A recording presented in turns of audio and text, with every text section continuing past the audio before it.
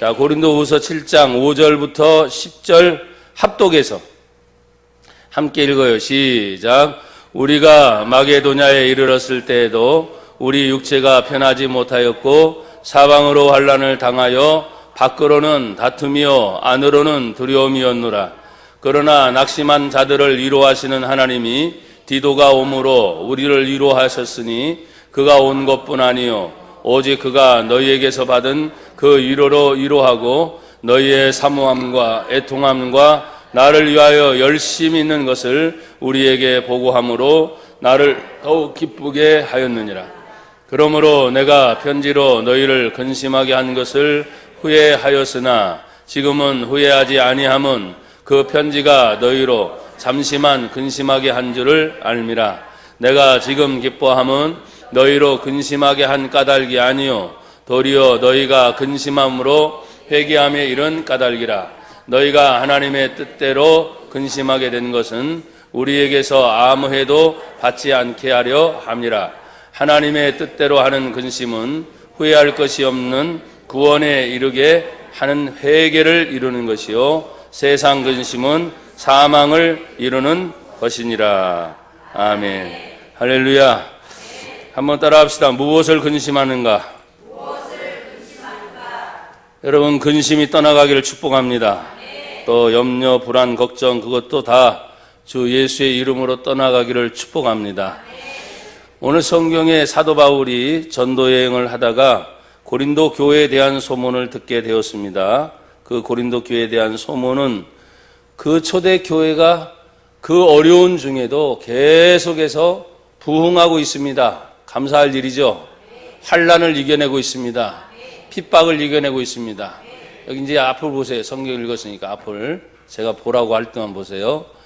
그 어려운 중에도 모든 것을 이겨내고 부흥하는데 사도 바울이 고린도 교회를 향해서 은사론에 대해서 쫙 얘기를 하고 참 많은 얘기를 했어요. 고린도전서 1장부터 16장, 고린도 후서 두 편의 편지를 써가면서 은사에 대한 이야기는 아주 거기에 전체가 다 나올 정도로 깊은 말씀들을 많이 하셨는데 안타까운 것은 그 초대교회의 본보기가 될 만한 이 고린도 교회가 성장하면서 자꾸 분쟁이 일어나죠. 분쟁이. 어떤 사람들은 나는 예수파다, 나는 바울파다, 나는 아볼로파다, 나는 베드로파다. 사도 바울이 그렇게 가르치지도 않았는데 성장하고 많은 사람들이 모이다 보니까 성향이 같은 사람들이 있을 거 아닙니까? 그래서 유유상종이라는 말이 있어요. 끼리끼리 모인다. 끼리끼리. 그래서 그런 문제들이 분쟁이 일어나게 되고 심지어는 도덕적 윤리적인 문제들이 교회 안에서 자꾸 발생이 되니까 사도 바울이 고린도 교회에 계속 머물러서 그런 사역을 했다면 그런 문제들을 빨리 해결할 수 있었을 거예요. 그러나 그렇지 못한 상황입니다. 그래서 편지의 서신을 고린도후서 1편을 고린도전서를 쓰게 되면서 그 서신 자체가 책망의 어조가 많아요. 책망의 어조. 그 중에 핵심적인 말들이 많지만 한 예를 들자면 야, 내가 너희에게 가기를 원하는데 지금 가지 못하고 있다. 하지만 내가 너희에게 가려고 할 때 너희에게 사랑을 가지고 가랴, 매를 들고 가랴. 무슨 얘기인지 아시겠어요?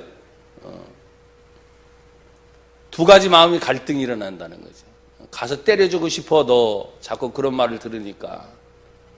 하지만 때리는 게 목적이 아니라 주님은 사랑을 말하셨으니까 이 마음이 갈등이 많이 생길 정도로 여러분들도 마찬가지예요. 우리 부모들이 자식을 바라볼 때 사랑의 마음은 항상 있지만 어떤 때는 화가 나고 짜증나는 때가 있죠. 욕 퍼볼 때도 있죠. 매 때릴 때는 없나요? 있다고 얘기해 주니까 고마워요. 자식들이 성장하다 보면 철들기까지는 그렇듯이 우리의 신앙인의 모습도 똑같아요. 제가 목사로서 벌써 목회한 지 전도사부터 시작하면 34년, 35년째를 이렇게 맞이하는데 굉장히 길잖아요. 그런데도 내가 내 스스로를 봐도 이건 하나님의 사랑을 받겠구나 싶을 때도 있지만 내 스스로 이러다가는 하나님께 매맞겠다. 이게 긍정의 고개를 끄덕이는 분들이 몇 분이 계시니까 이러다가는 매를 맞겠구나, 잘해야지 하는 생각이 저 스스로 들 때도 있다고요. 성경은 우리에게 이미 하나님을 섬기는 방법에 대해서도 가르쳤어요. 부지런하고 열심을 품고 게으르지 말고 하나님을 좀 섬겨라. 부지런함, 열심, 게으르거나 나태한 거, 낙담하는 거 하나님 원치 않으니까. 왜? 하나님 자신이 게으른 분이 아니세요. 성경을 읽다 보면 어느 부분에도 하나님은 게으름에 대해서, 낙심에 대해서 얘기하지 않아요. 염려와 걱정에 대해서 얘기하지 않아요. 도리어 하나님은 하나님이 일하시는 모든 일에 대하여 당신의 마음이 열정적이다. 나는 모든 일에 열심히 있다. 하나님에 대해서 그렇게 얘기하고 있단 말이에요. 그래서 최소한도 예수 믿는 우리들이 은혜 받았다, 성령 충만 받았다, 기도의 응답이 일어났다, 그리고 난 다음에 여러분을 평가해 보세요. 어떻게 됐는지. 막 적극적이죠. 자신감이 생기죠. 담대해지죠. 거칠 것이 없죠. 이 세상은 여전히 변함이 없습니다. 가정생활, 직장생활, 여러분의 모든 사람들을 만나면서 모든 상황이 다 내 뜻대로 되는 게 아니잖아요. 부딪혀서 싸울 때도 있고, 직장에 들어가면 스트레스 받을 때도 있고, 사업을 하다 보면은 참 이것을 말아먹니 안 말아먹니 아주 극과 극일 때가 있는데, 하나님 믿는 믿음의 사람이 그 끝을 바라보면서 항상 말합니다. 나는 혼자가 아니야. 임마누엘, 하나님이 나와 함께 하셔. 나는 믿음이 없는 사람이 아니라 믿음이 있는 사람이야. 그럼 성경에서 믿음에 대해서 뭐라고 말합니까? 믿는 자가 능치 못할 일이 없다. 나에게 능력 주시는 예수 안에서 내가 모든 것을 할 수 있다 하는 그런 믿음으로 극복해 나가는 거죠. 이겨 나가는 거죠. 그래서 어떤 때는 내가 내 스스로 이길 수 있는 힘 자체가 안 돼. 왜? 근심의 문제가 찾아오면 어느 누구도 부딪혀서 낙심하게, 근심의 마지막은 낙심이거든요. 오늘 본문에도 마찬가지입니다. 고린도후서 7장 5절에 우리가 마게도냐 이르렀을 때에도 그 근심의 문제가 왜 생겼냐? 첫째는 육체가 편하지 못했다. 육체가. 그러면 나와 여러분들 지금도 마찬가지 조금 피곤하고 힘들고 어려우면 그 육체의 편함은 어떻지요? 쉬고 싶다. 좀 더 자고 싶다. 좀 더 눕고 싶다. 그러죠? 아유, 오늘 같은 날 일을 안 하고 그냥 쉬었으면 얼마나 좋아. 막 이러자는 말이에요. 그런데 어김없이 또 가야 돼요. 쉬는 날이 아니니까. 공식적으로 휴일이 아니니까. 그리고 공식적으로 여러분 일을 하고 쉬는 날은 또 교회에서는 안식일이라고, 주일이라고, 안식하지 말고 주일날 와라. 하나님께 예배 드려라. 그러니까 아침에 일찍 일어나서 준비해서 오다 보면, 아유, 우리 교회는 1부부터 시작해서 한 5부까지 있으면 늦잠 자다가 한 3시 예배 딱 드려서 한 번 예배 드리고 주일 예배 드렸다 얘기할 수도 있는데, 우리 교회는 그럴 수가 없어요. 11시 예배 변함이 없습니다. 낮 예배 변함이 없습니다. 뭐 인원이 많아지는 것이 아니니까. 변함없는 틀이 그냥 그대로 있어요. 그러니까 그냥 그대로 나오면 뭔가 새로운 기대를 가지고 온 것 같은데, 또 그 말씀이 또 그 말씀이야. 근데 나는 거꾸로 말하고 싶어요. 여러분, 늘 먹는 그 밥이 그 밥 아니에요? 늘 만나는 사람이 그 사람 아니에요? 여러분이 바운다리라 그러죠. 왔다 갔다 하는 그 폭을 보십시오. 얼마나 많은 폭인가. 아무리 차 타고 멀리 왔다 갔다 해도 결국은 집에 갔다가 자기 일하는 곳에 갔다가 교회 다니니까 교회에 왔다가 벗어나는 틀이 뭐 얼마나 있어요? 다 거기서 거긴 거예요. 저도 마찬가지예요. 아무리 날고 기어봤자 다시 우리 교회 오는 거예요, 이렇게. 그런데 그 똑같은 틀이 똑같을까? 그게 아니라는 거예요. 그래서 어떤 사람은 똑같다고 하는 그 틀에 빠져가지고 힘들어질 때 뭐 발전이 없는 것 같기도 하고, 내가 기대하는 기대 이상이 뭐 채워지지 않으니까 여러분 스스로 고민을 많이 하는 건데, 오늘 사도 바울도 여전히 전도 여행을 다니면서 부딪힌 문제가 육체에 편하지 않다 한 것에 대해서 육체의 문제다 이렇게 얘기하고 있어요. 근데 이 육체의 문제만 벗어날 것이 아니라 자기 자신이 원래 고향은 이제 이방인을 향해 가는 것이 아니고 그 자신이 출생 자체가 사실은 유대인의 혈족이기 때문에 항상 이스라엘이라고 하는 그 나라를 벗어날 수 없는데, 성령 충만을 받고 나서는 하나님은 그 유대 땅, 당신의 민족이 아닌 자꾸 이방인에게로 가라니까 육신적으로는 안 편한 거죠. 생각적으로 마찬가지예요. 하나님, 내가 내 민족에게로 가면 어떻습니까? 하나님은 그렇게 기도할 때마다 아니라는 거예요. 그리고 마게노자노를 향해서 가는데, 그 마게노라고 하는 곳에 지금도 마찬가지입니다만은 얼마나 우상이 많고 예수의 복음을 전했을 때 핍박이 많고 힘들었을까. 또 환경적으로 지금 2000년대 우리가 살고 있는 지금의 환경과 2000년 전의 환경을 한번 비교해 보십시오. 더우면 덥다고 선풍기가 있습니까? 에어컨이 있습니까? 추우면 춥다고 난방기가 있습니까? 편안한 의자가 이렇게 있겠습니까? 모든 상황이 좋지 않았어요. 그래서 부딪히는 육체의 문제가, 또 사도 바울은 질병이 많았어요. 안질도 있죠. 어떻게 보면 그 사람이 오늘날로 끌어다가 2000년대의 의학과 과학으로 딱 진단했을 때는 사도 바울이 완전 종합병원과 같은 사람이에요. 걷는 것도 어떤 때는 힘들 때도 많았지. 감옥에 갇히기를 몇 번 했습니까? 퇴장을 받을 때가 몇 번 했습니까? 배고플 때가 얼마나 많았습니까? 골골했을 거예요. 그런데 자고 나면 하나님 말합니다. 다시 일어날 힘을 주시는 거예요. 그리고 그 원하는 땅을 향해 가라고 하는 거예요. 그래서 그 육체의 피곤함, 그 육체의 연약함을 가지고 사명을 감당하고 난다는 것이 뭐냐? 여러분의 육체의 건강을 위해서 그래서 기도해야 돼요. 아픕니까? 건강 달라고 기도하세요. 다리 아픕니까? 다리 건강 달라고 기도하세요. 머리 아픕니까? 머리 건강 달라고 기도하세요. 여러분이 절대 주권을 믿는다며요.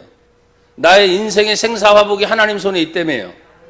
나의 모든 생사화복, 모든 흥망성쇠가 하나님 손에 있다며요.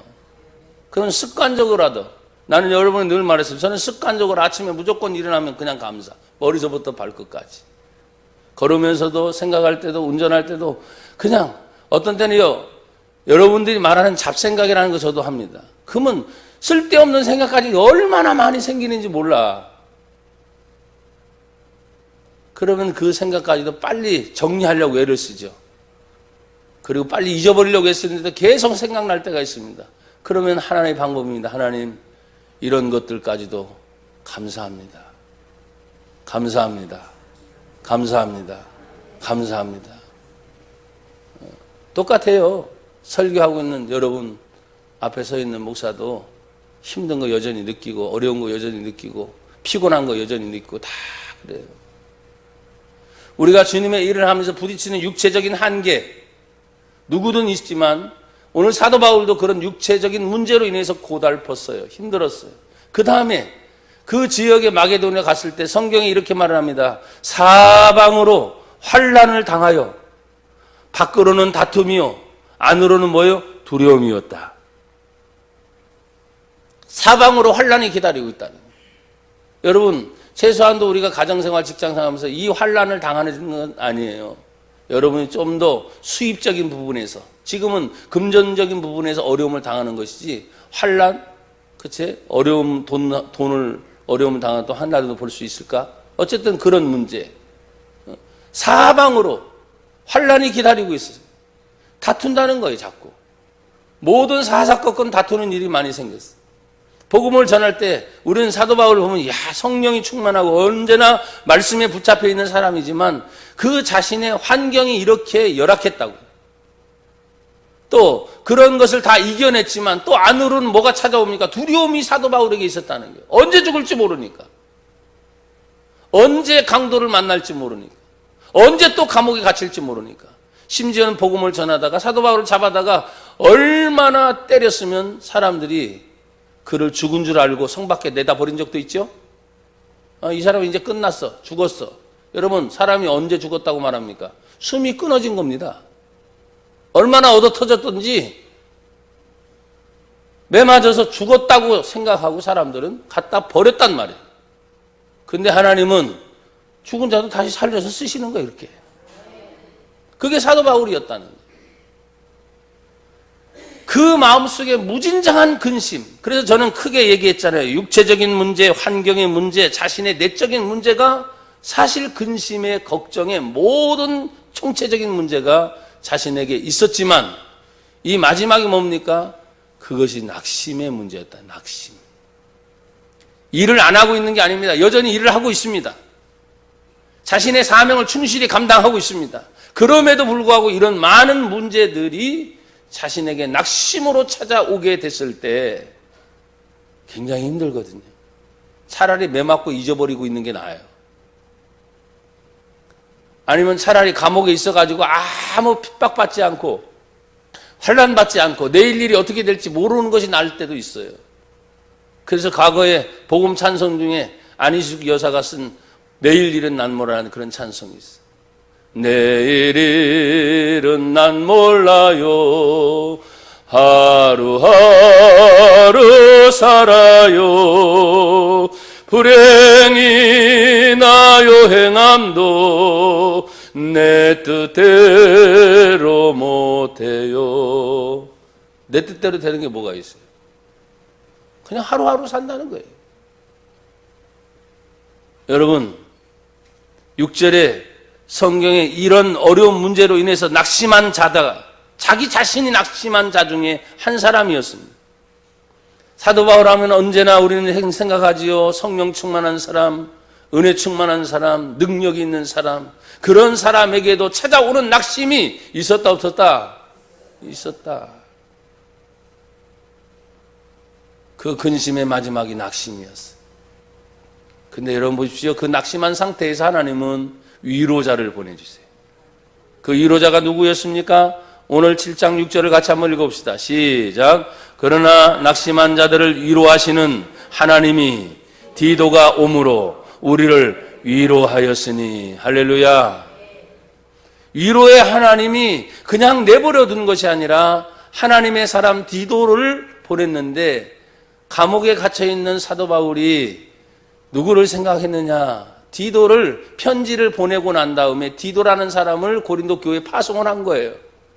야, 내가 편지를 이렇게 보냈는데 너도 한번 가서 현장을 좀 한번 봐라. 현장을. 부흥하고 있는데 문제가 생겼댄다.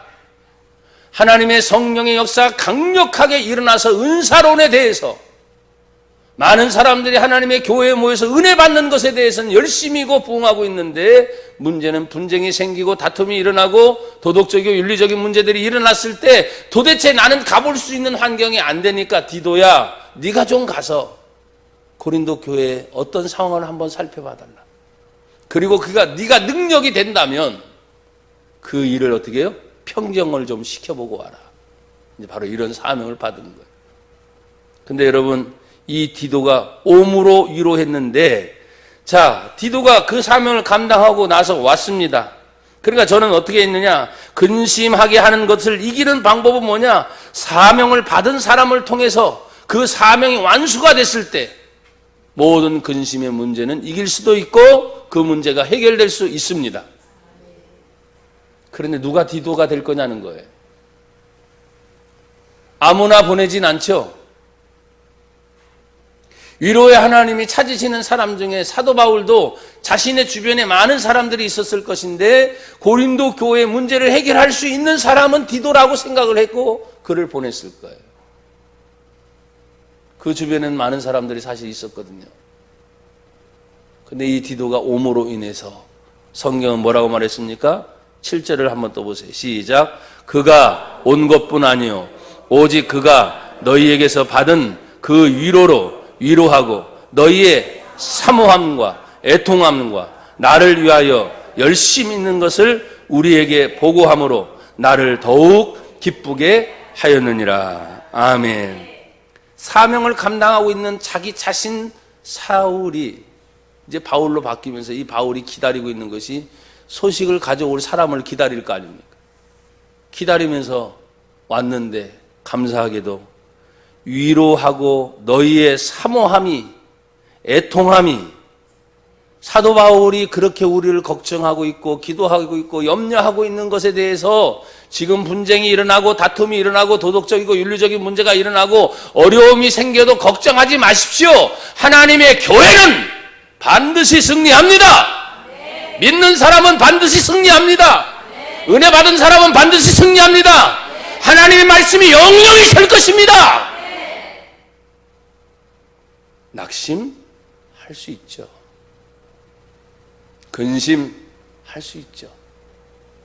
지금 아픈데 당연히 울어야죠. 그러나 지금 디도가 하는 그 마음이, 사모하는 마음이 그들에게 있다는 거예요. 문제 있는 사람도 물론 있죠. 그러나 사모하는 마음, 애통하는 마음, 간절한 마음으로 이 문제가, 하나님의 교회가 이렇게 분쟁이 돼서는 안 되는데, 은사에 대해서 이 사람은 뭐 예언하고 이 사람은 방언하고 이 사람은 뭐하고 서로 간에 은사가 막 넘쳐나서 고린도 교회가 은사가 충만했거든요. 근데 그 은사의 충만함이 자신들의 문제를 자꾸 드러내는 거예요. 그래서 여러분에게 제가 2주 전에 금요 기도회 때 은사론에 대해서 갑자기 하나님이 주셔서 말씀을 드린 적이 있어요. 하나님의 은사의 주심은 교회의 덕을 세우는 것이다.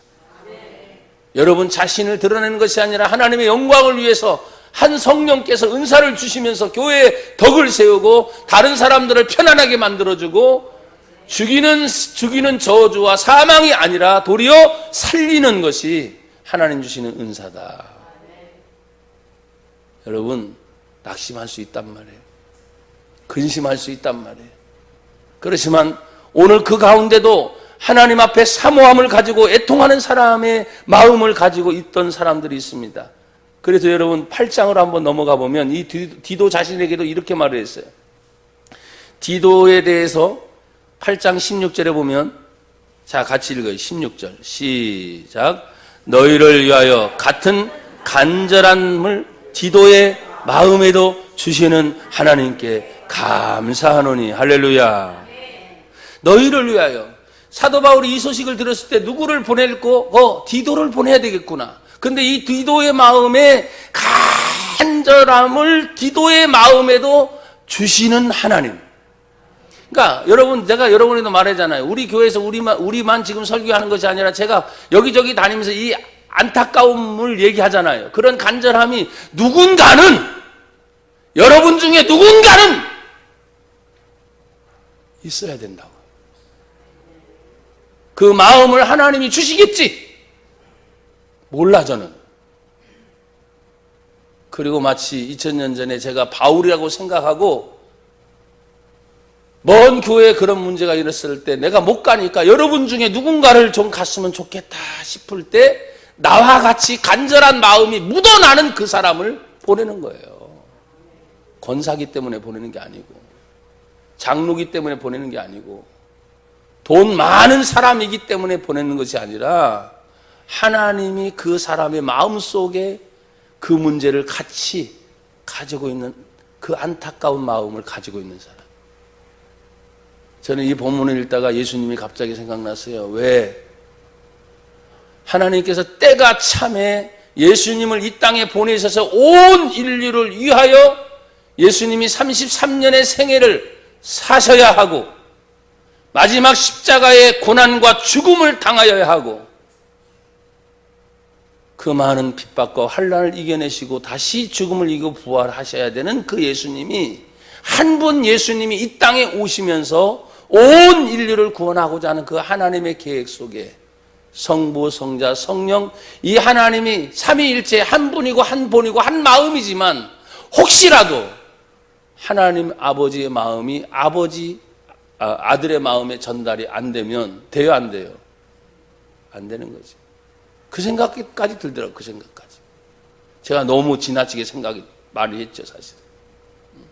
그래서 성부, 성자, 성령 하나님은 하나같이, 하나님은 사랑이다 하면 아버지 하나님도 사랑이요, 아들 예수님도 사랑이요, 성령 하나님도 사랑인 거예요.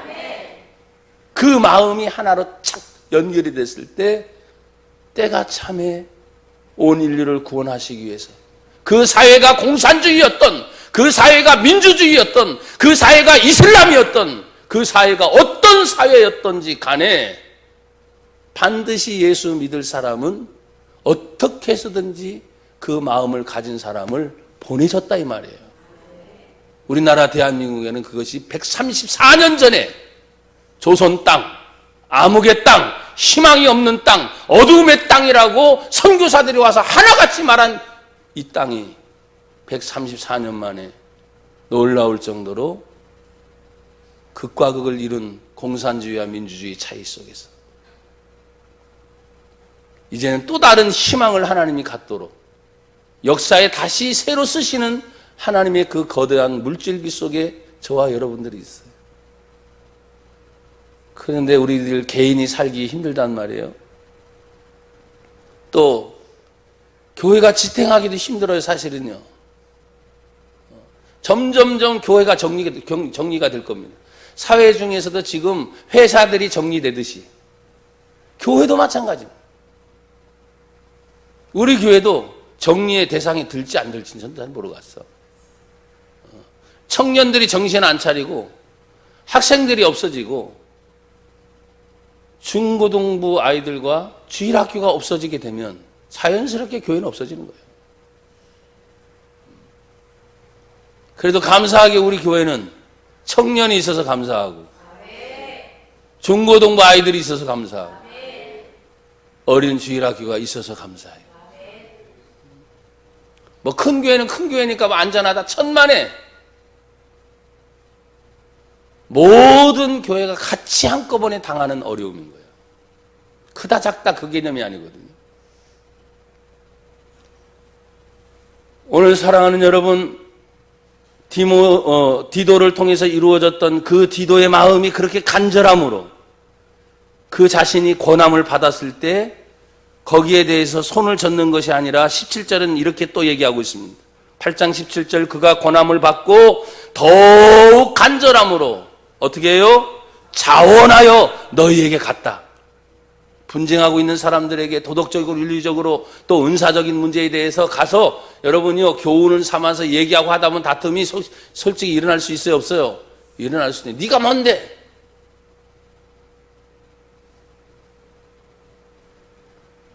그럴 수도 있다고요. 그러나 이 자신은 자원하는 마음으로 그 일을 했고 18절에는 그와 함께 그 형제를 보내었으니 이 사람은 복음으로서 모든 교회에서 칭찬을 받는 자요. 할렐루야. 나는 여러분이 어딜 가든지 예수 믿는 사람, 하나님 믿는 사람, 우리 교회가 크든 적든 어쨌든 성신교회란 이름을 가졌을 때 성신교회 다닌다 하면 여러분 욕먹지 않고 칭찬 듣길 바랍니다. 칭찬. 이 디도를 또 얘기합니다. 8장 23절에 디도로 말하면 나의 동료요 너희를 위한 나의 동역자요 우리 형제들로 말하면 여러 교회 사자들이요 그리스도의 영광이라. 이 디도를 이렇게 사도 바울이 지켜 세우면서 그 지켜 세운 이유가 뭡니까? 자신의 고난을 받을 때 그 간절한 마음이 서로 통하였고 더 자원하는 마음으로 더 간절한 마음으로 고린도 교회를 향한 그 비전의 꿈을 이루었던 그 모습을 보게 될 때 나는 목사로서 여러분의 담임 교회 목사로서 내 마음의 간절함과 애절함이 여러분에게 복을 비는 것만이 아니라 여러분 마음속에도 그런 간절함과 애절함이 살아있으면 좋겠어요. 나라에 대한 거, 민족에 대한 거, 지역에 대한 거, 하나님 나라에 대한 거, 영혼 구원에 대한 거, 내가 직장 다니고 가정생활하면서 먹고 살 여러분의 개인적인 문제만 말고 하나님 앞에서 언젠가 여러분과 저를 쓰실 때 우리 교회가 우리 교회만 위에 존재하는 건 아니거든요. 여러분 한 분 한 분이 하나님 주신 그 비전의 꿈을 가진다면 말이 달라질 것이고 행동이 달라질 것이고 얼굴 표정이 달라질 것이고 내 삶의 모습이 달라질 것이고 그래서 하나님의 성령이 우리에게 임하면 그 사람은 성령을 통해서 변하여 새 사람 되리라. 여러분 우리는 옛날 사람으로 사는 게 아니에요. 여러분 이 보내는 서신이 한 편의 서신이 아니었습니다. 여러분, 그래서 다시 본문으로 돌아오면 7장 7절을 우리가 읽었죠. 이제 7장 8절은 그러므로 내가 편지로 너희를 근심하게 한 것을 후회하였으나, 편지 써놓고 난 다음에 사도 바울이 뭐예요? 후회했다는 거예요. 괜히 썼나. 근데 여러분 보십시오.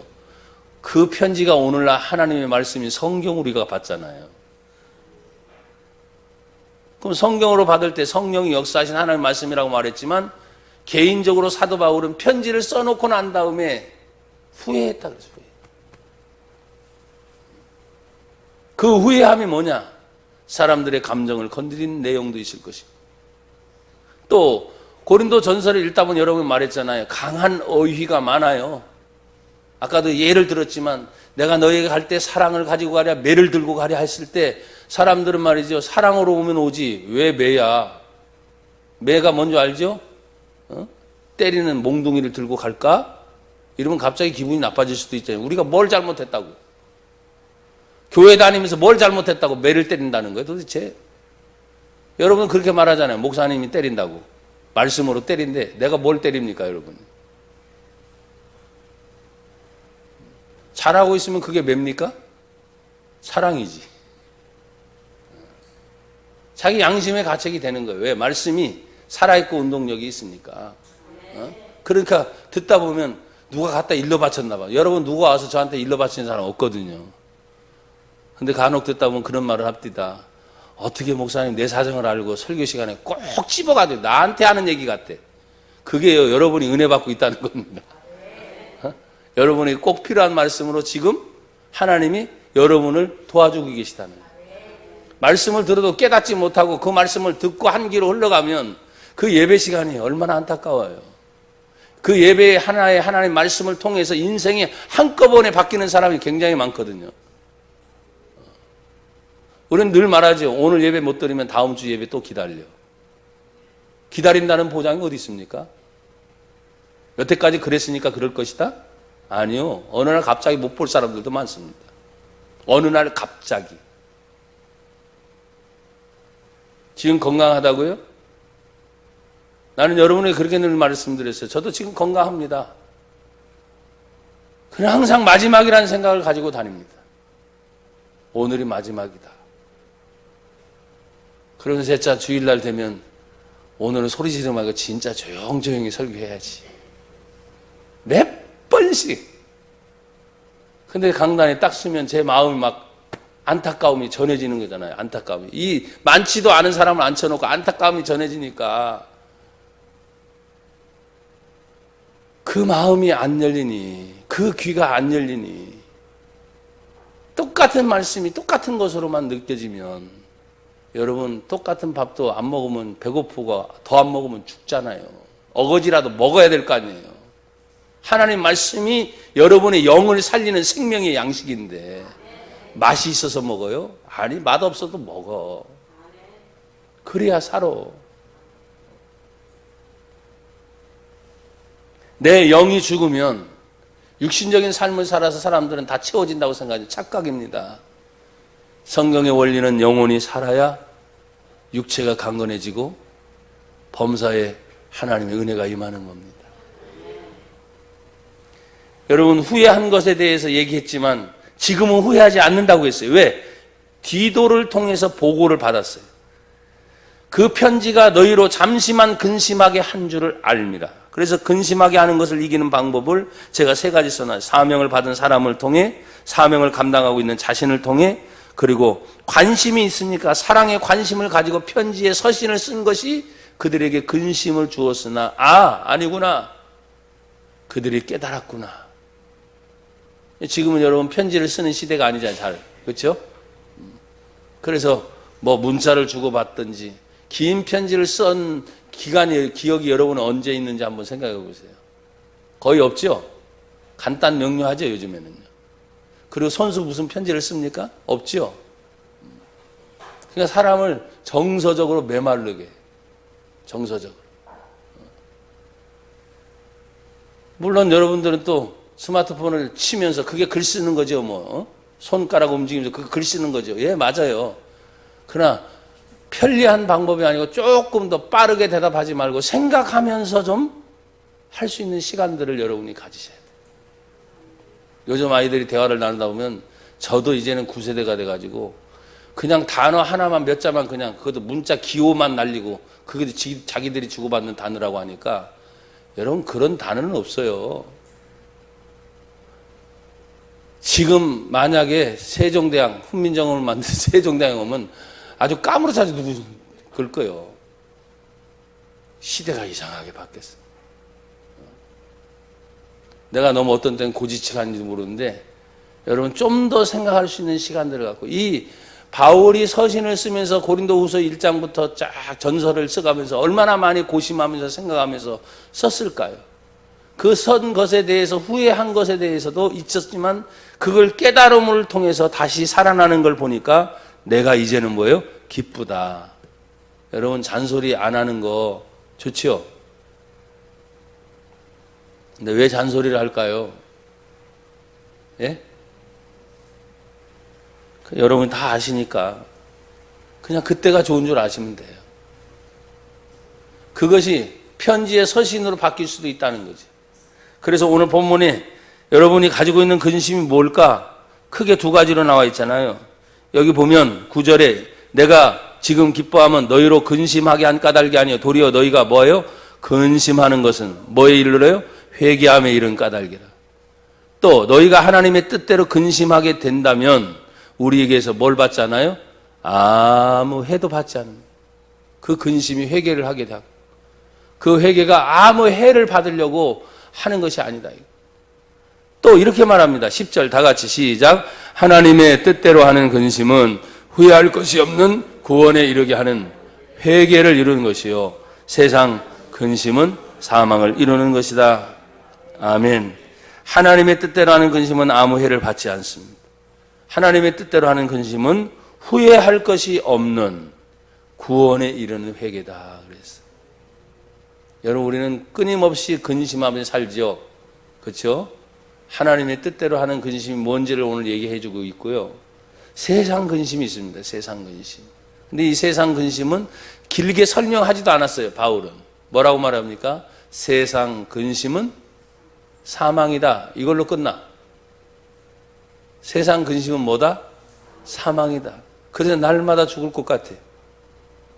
돈 없어서 죽을 것 같고, 어려워서 죽을 것 같고, 힘들어서 죽을 것 같고, 괴로워서 죽을 것 같고, 아파서 죽을 것 같고, 변변하게 사는 날이 한 번도 없어. 사실 살고는 있는데. 그렇잖아요.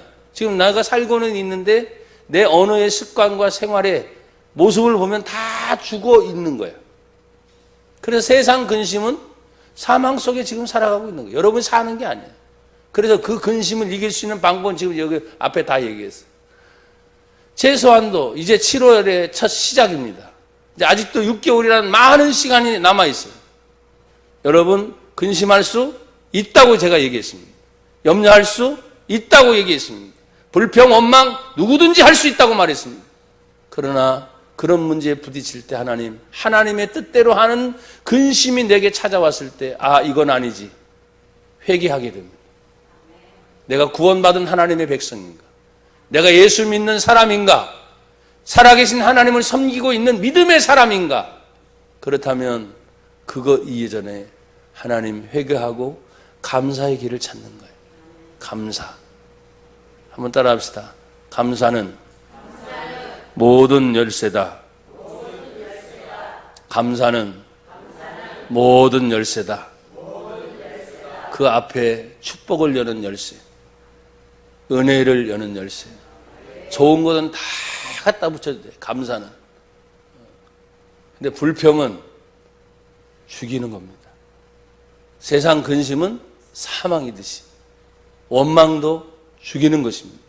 나는 여러분이 사는 분들이 되기를 주의 이름으로 축복합니다. 하나님 감사합니다. 오늘도 우리가 무엇을 근심하는지 다시 우리를 점검하게 하심을 감사합니다. 주님 이기게 하옵소서, 승리하게 하옵소서. 예수님 이름으로 기도합니다. 아멘.